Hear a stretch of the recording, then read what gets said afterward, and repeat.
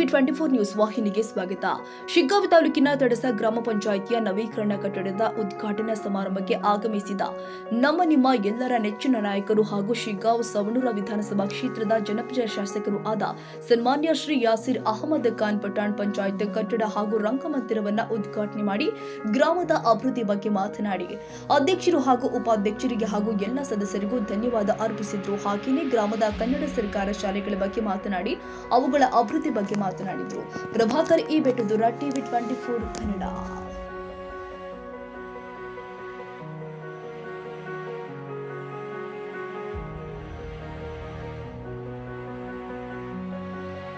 ಕನ್ನಡಿಗರ ಮೆಚ್ಚಿನ ನಿಮ್ಮ ಟಿವಿ 24 ಕನ್ನಡ ನ್ಯೂಸ್ ವಾಹಿನಿ ಇದೀಗ ಟಿವಿಯಲ್ಲಿ ಲಭ್ಯ.